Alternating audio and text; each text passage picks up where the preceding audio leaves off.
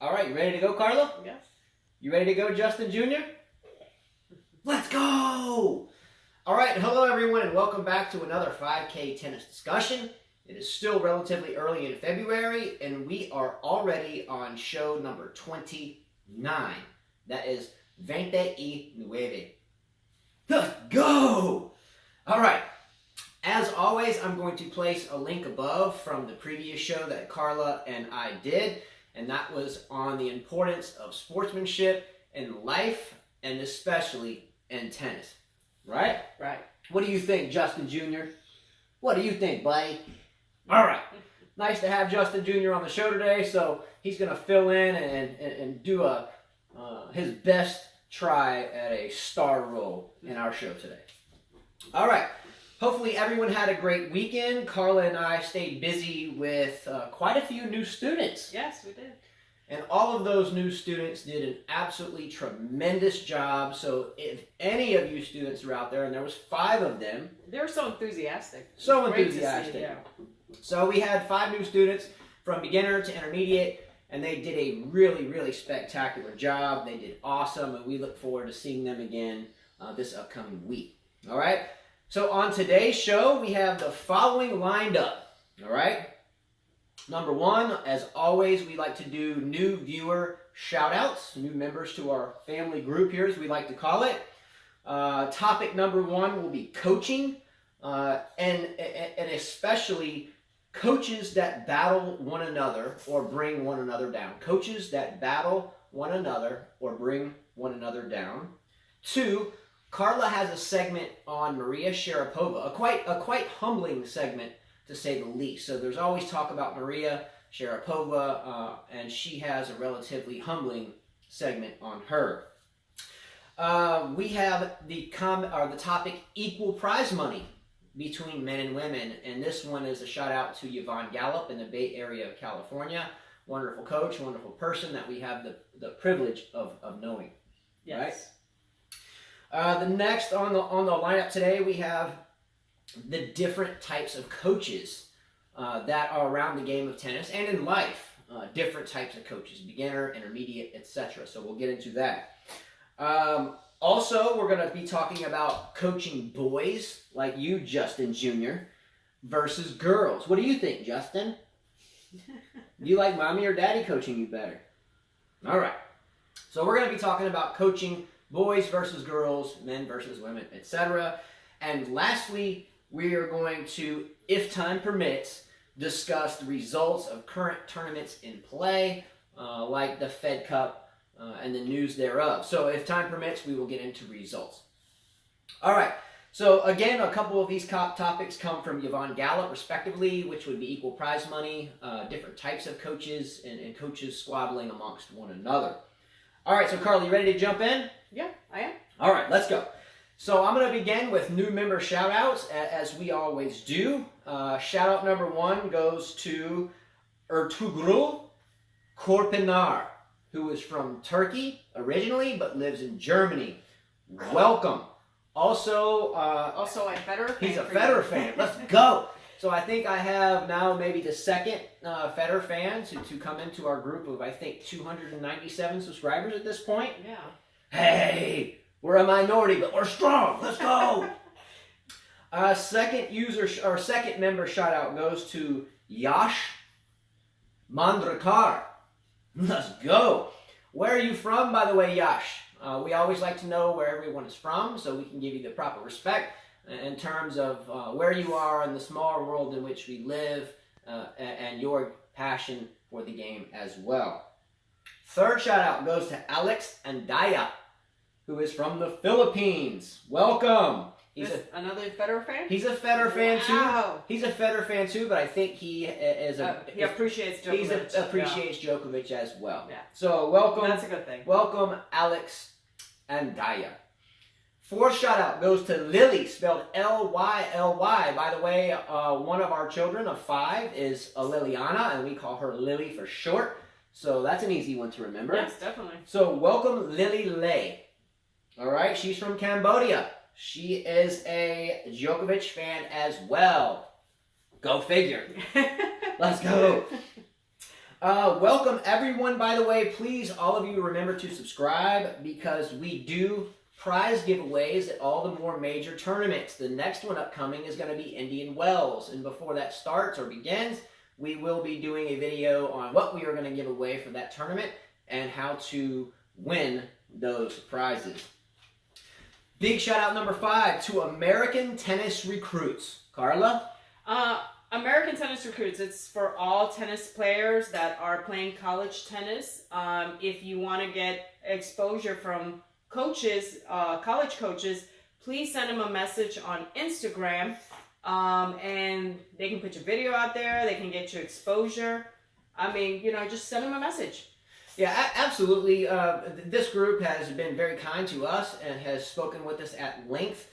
We were more than happy to mention American Tennis Recruits on our show because at the end of the day, I think we all strive to become better tennis players and ourselves have 5 children that play, and college is the #1 goal for all of them. Not necessarily just to play, but to make sure they get into college and graduate from college. If tennis can help, great. So I couldn't imagine a better company to mention than American Tennis Recruits. Look them up on Instagram, American Tennis Recruit. All right, so yes, American Tennis Recruits on Instagram. Check them out. Definitely worth your time.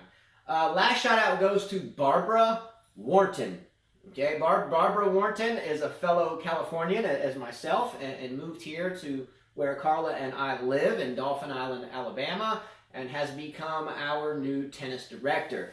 She jumped right in and has immediately impacted what we do here in terms of spreading tennis with everyone, ages, sizes, levels of play, etc. So welcome, Barbara, to Dauphin Island, and we are very, very proud to have you on our 5K tennis team. And furthermore, Barbara did an incredible with her husband within our lessons over the past weekend. Yes. So let's go! Love this. Okay, God. All right, so the little guy got a little restless, and he has asked Mommy. Oh, he wants to come back. Let's go! All right, so we're going to go ahead and jump into the first topic, and that topic is going to be coaches battling one another or bringing each other down. So why does this happen? Is it the territory that a veteran coach may have? Is it, so he wants to go again. Coaches tend to, at least in the game of tennis, and I know coaches do this type of thing in all other sports. After all, it is a job. It actually pays their bills, at least, for the most part, right? Coaches have egos, whether it's male or female. And I'm going to make an example. And I will always use myself as an example. I can't tell you how many moves that myself and Carla have been through. Carla and I have been through a lot of moves. We have moved from the northeast to out west to the south and areas in between. And so many times along these moves, Carla and myself, or Carla and I, will go to these places and we'll hit balls, and they'll see us hitting at a high level, and we're welcomed into the family relatively quickly. Fast forward in time, and they realize that we're both coaches and certified coaches, and I won't get into all that because I don't think it matters anyway, respectively.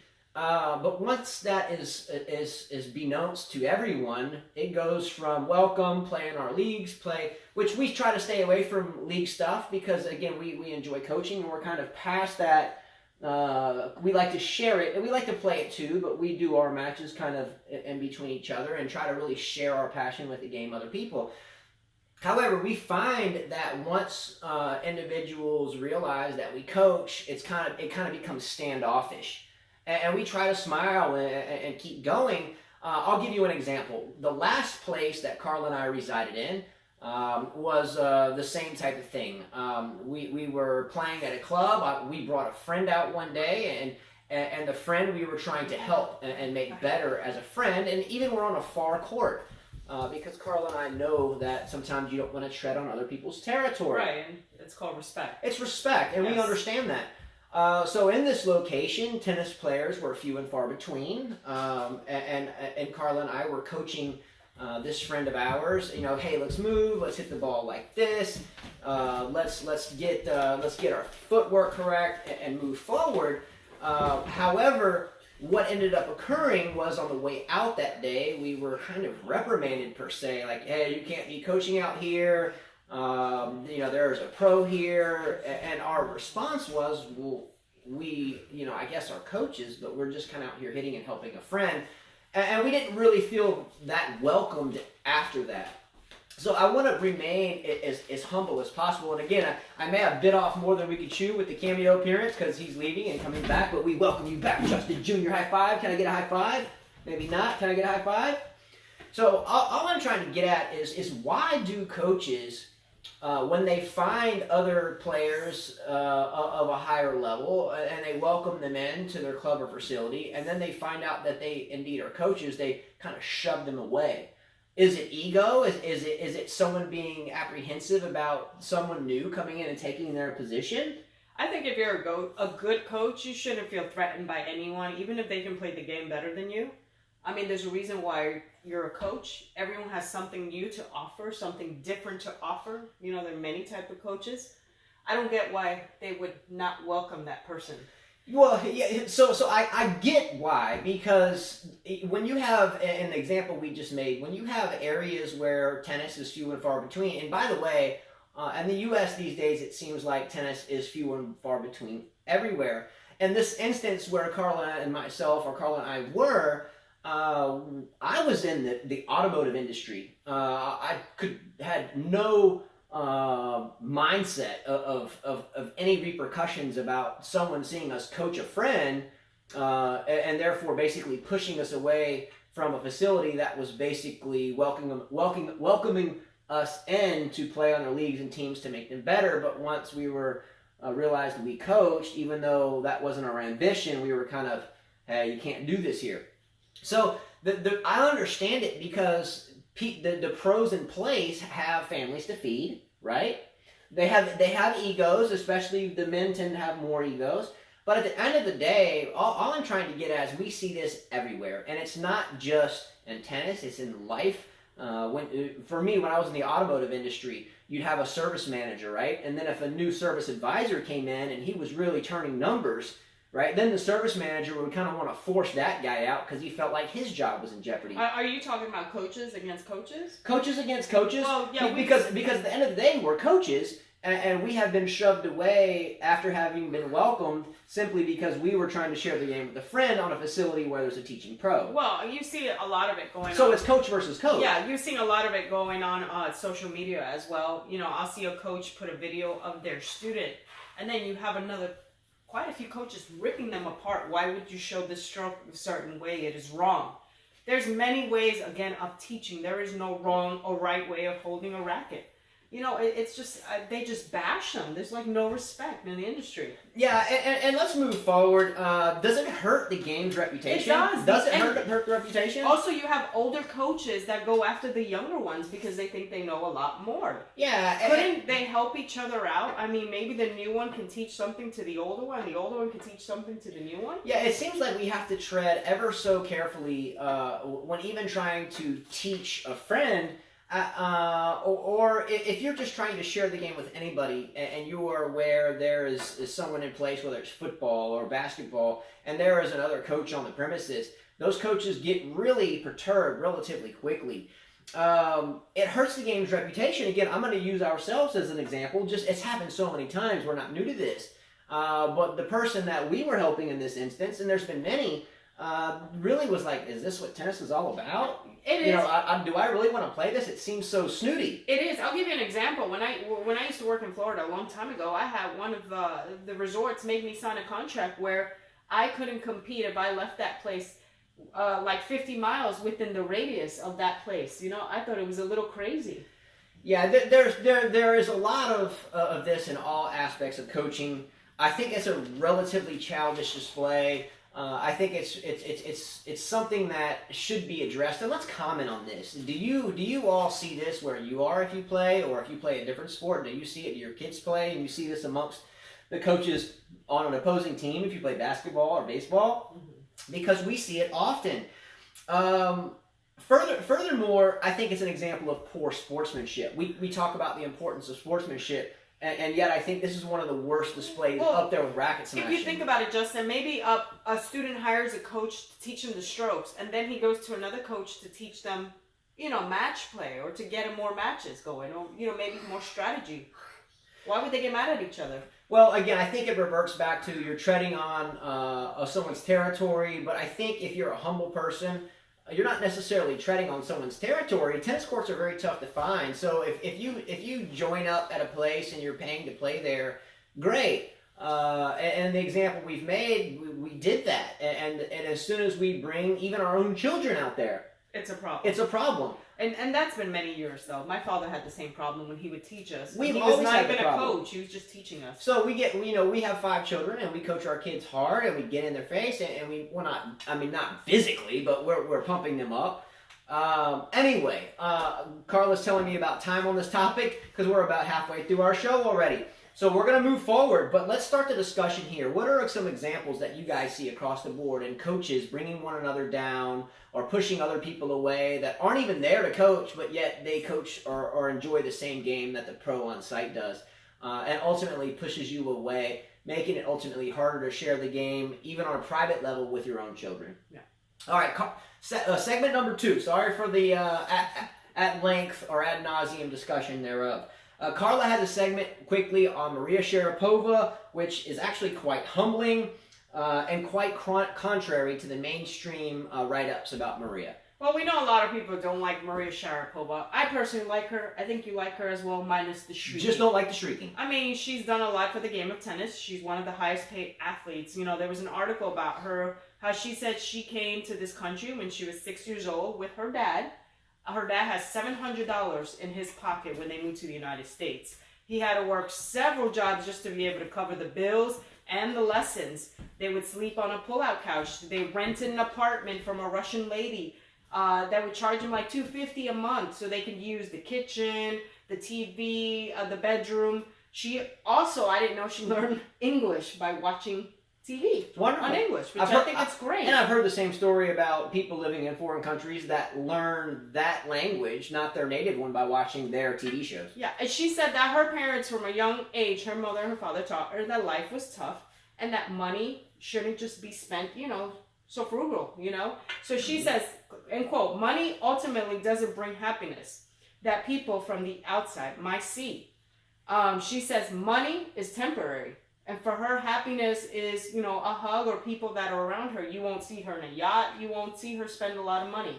She's very, I guess. She's down to earth. She's down to earth, yes. I felt this. I did not know this about Sharapova. Again, I kind of judged Sharapova by her screeching a long time ago. Because as you all know, if you watch this channel, I'm not a huge fan of the screeching at all. But I love this article. Money is temporary. Is it a necessity? Absolutely. We have to buy things. We have to feed our families, etc.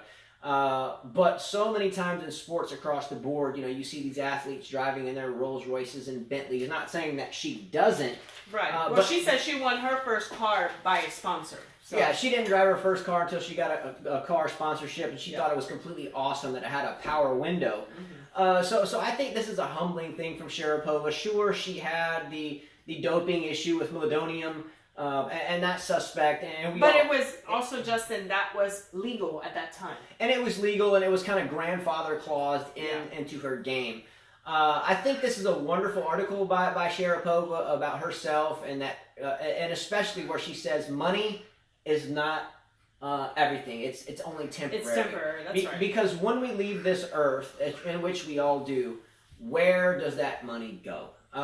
So I really like this article, and it made me want to slow down on my thoughts about Sharapova in terms of my overall judgment, generally based upon screeching. So that's a great article, and I think that came across a Google search, Maria Sharapova, and we saw that. So if you can find that, check it out. It was very humbling to read. Yes. All right, so the next topic is going to be equal prize money between men and women, and this was a big a topic that myself... Huge. We had a lot of viewers that were disagreeing that women should get paid the same thing as the guys. Yeah, Carla and I discussed this last year when this channel was just getting started, before we really had anybody viewing. We just sat up on the porch and discussed it. But Yvonne Gallup, respectively, wonderful coach, wonderful human being, wanted to talk about this again. Carla and I both agree with equal prize money for men and women. Let's look at, for instance, the Australian Open from 2019. Was it not that the women's side was more exciting? All the way. I mean, everybody was watching the women's matches. Why? Because we had solid players all around. Whereas the guys, you have a few that are dominating. Yeah, and it's the same old same, and I think that I enjoy the same old same. I'm a big Federer fan. I'm a big Djokovic fan. She's a big Nadal fan, so it keeps us entertained. But it's the same old same, and I think people get tired of the same old same. And I became a fan of some of the women, that before weren't televised. But the women's side has become incredibly exciting. Now let's move forward and look just for a moment, and I'm going to touch on this lightly. Let's look at the women's biological makeup. As we all know, women are the sole reason why we have little guys like JD2, let's go, and our 4 other children. But Carla, how does this biological makeup affect you when you and I play sets and this type of situation occurs? I mean, well, we know women go through their thing every month. Some women are affected by it, some are not. I mean, it makes you tired, you don't want to be out there, you feel groggy, you feel cranky. I mean, no energy, It's just really tough to play. And we don't know if some of these women are going through that where they're playing their matches, training. You get emotional too. Hormones are going crazy. So, yeah, it's different for women. And their mothers, too. Their bodies have been put through a lot more, too. There's some tennis players out there that are moms. Yeah, and sometimes these tennis players that are moms go through things where, someone may not be around to help them or whatever it may be, and they're stuck with the mentality behind that on the court or off the court. Or in life in general. So we'll tread on that lightly because it's a touchy subject. But it's a fact. It's not that it's a touchy subject. It's a fact. It's a fact, and I don't think it's right to judge. Any sport. You can't in any sport. It doesn't matter. So I don't think it's right to judge someone's prize money on something that they have no control over. Let's look at 2 out of 3 sets versus 3 out of 5. How many tennis matches are decided late in the 5th set, when it should have been over a long time ago? Let's look at Federer and Wimbledon versus Anderson, up 2-0, right? Yeah. And that should have been over if it was 2 out of 3. But because it was 3 out of 5, it ended up in a loss. And that's just an example. I've seen Federer been up 2-0 on Tsonga and lose in Wimbledon. Well, guys have more chances, which is why women should get paid equal. Women, they have to win their matches quickly. It's 2 out of 3. And if you're a tennis player, you know that a 2 out of 3 set can go real quickly. So guys get the chance to actually come back. Well, and also, too, the men's body is generally adapted for more hardcore physicality for longer. I don't think there's a discussion about that. Moving forward, but let's discuss it in comments. They market better. How many guys out there want to sit and watch Federer doing a jeans commercial? I read so many people complaining about how Federer looked ridiculous in the jean commercial. If that would have been Eugene Bouchard, or if that would have been Maria Sharapova, I bet none of you would be complaining. And that makes them better marketers. People don't want to look at guys. They want to look at a pretty girl. And that's a fact. Anyone that says different is wrong. They sell the product better. I agree. Men also get 10 times more TV time or TV coverage than women. Carla and I will watch men's rerun matches from Grand Slams or major tournaments from 10 years ago. Meanwhile, there's high-quality women's matches going on, and they get no coverage. Is that the woman's fault? No. It is not. Another example, there are so many great storylines in women's tennis and so little coverage. We got Azarenka trying to come back. We got Serena trying to come back. And the list goes on. I won't dwell too much there. We can list examples below. Carla, by the way, I think you wanted to read a comment quickly. Yeah, there was a CEO a few years ago, Raymond Moore, who said females player in the Women's Tennis Association ride on the coattails of men. He followed up by saying that women should go down every night on their knees and thank God that Roger Federer and Nadal were born because they have carried the sport. They really have. That's a subpar comment. Tell me, give me a list of a few players that have really brought the game to where it has been way before Nadal, Djokovic, or Federer. Well, we know Billie Jean she changed the whole game of tennis. We have Chris Evert, Steffi Graf, Martina Navratilova, Margaret Court, Serena, Venus, Althea Gibson. We have Evine Yvonne Goulart. Carly, we have Maureen Connolly, Suzanne Langley, Monica Seles. I mean, the list goes on. The list goes on. And let's, by the way, look at the 2005 Wimbledon final between Venus and Davenport. The same year that Roddick played Federer. They had 1 million more viewers in that match than Roddick versus Federer. All right, we're going to move forward. And not only that, here's another thing. In 2013, 2014, Serena and Venus sold out quicker than any guy. All right, moving forward, we're going to look at different types of coaches in tennis or any sport. We have beginner coaches, we have intermediate coaches, advanced coaches, coaches that coach strategy, etc.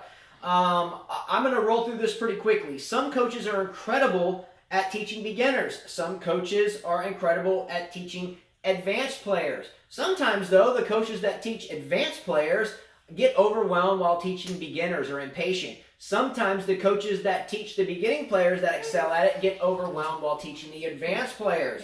Sometimes finding a coach that can handle both sides of the spectrum to any sport, tactics, strategy, beginners, advanced, is incredibly hard to come by, right? It is, yes. It's incredible. What type of coaches do you prefer? Is it not tough to find an all-in-one coach? It is. That's why we have different coaches, and that's why, going back to your thing, coaches shouldn't go against each other because there's there's room for everybody. Yeah, for myself, it is wonderful to have Carla on the court with me. Carla is an all-in-one coach, and I like to think of myself at the same. However, sometimes when I'm coaching the 3-year-old or Gabriella, our 6-year-old, or Liliana, the 9-year-old, I mean, I stay with it, but sometimes my patience gets a little thin, and I'm just like, hit the ball, let's get it done. We should already be at this level in time, and we should be moving forward. But Carla always brings me back to reality and says, there are only 3, 6, and 9. It takes a couple more 100,000 balls for them to get to where they need to be. So it's tough to find an all-in-one coach, and let's discuss this topic.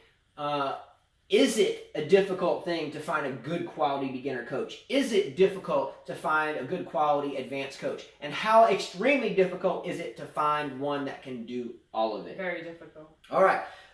Moving forward. By the way, do you think any of these coaches would have an easier time with some of their students if they hit with some of YTEX's strings like Quadro Twist or Hexagon X? Of course they would. I had to mention that because our oldest son, Jonathan, became a member of the YTEX family and began to hit with YTEX's Quadro Twist. And almost immediately, he began hitting the ball better with more spin, more depth, and had a lot more feel to the ball. Meanwhile, our 14-year-old son, Christopher, began hitting with Hexagon X, and he really developed a lot more control as well as some added power in his game. Yes. So, again, I hate to deviate from the subject, but I really wanted to mention those two YTEX strings because ultimately they have both helped our boys this season tremendously. Yeah, and we're enjoying them as well. And we're enjoying them as well. I think Carla and I are both now hitting with the Hexagon X. All right, so real quickly, coaching boys versus girls, men versus women. Is it different? Yes, definitely different. I press men and boys relatively hard. Kind of drive them, get in their face, come on, let's go. And I do that to the females too, but sometimes I feel like I need to kind of back off a little bit sometimes and talk with them more. Well, yeah, you can't do that with every female. Every female is different, but most of them you have to really talk to them. They're a lot more sensitive.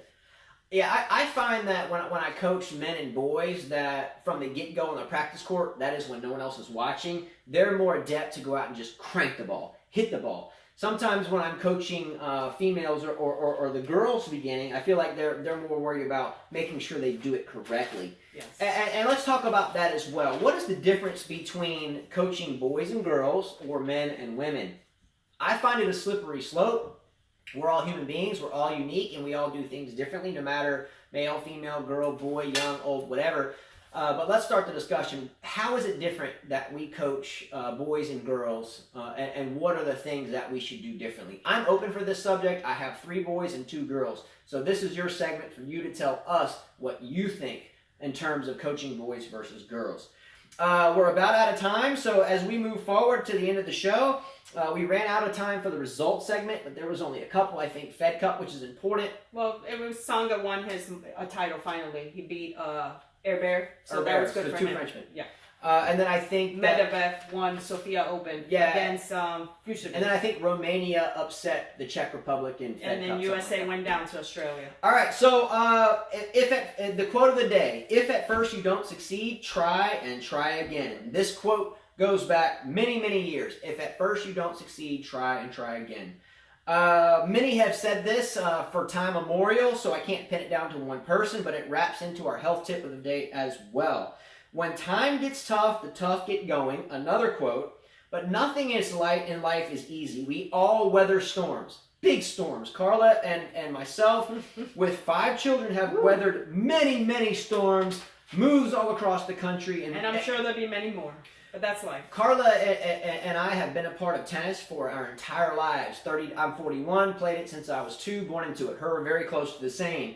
We are still trying to get better at the game. We are still trying to figure out our place in life in tennis.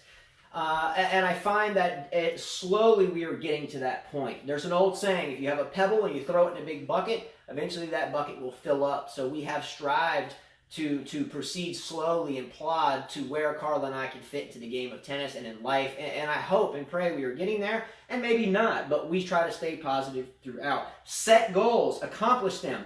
Don't give up. Always fight. If you don't accomplish your goals, try again. Keep trying. Don't let anybody bring you down. It leads to positive energy, always. Tennis players, coaches, or anyone out there, if anything doesn't happen the way you want it to be in life or daily life or on the court, etc., keep plodding, press on, throw a pebble in the bucket, it will fill up, and eventually you will be absolutely thrilled that you kept going. Never quit, keep fighting, try and try again.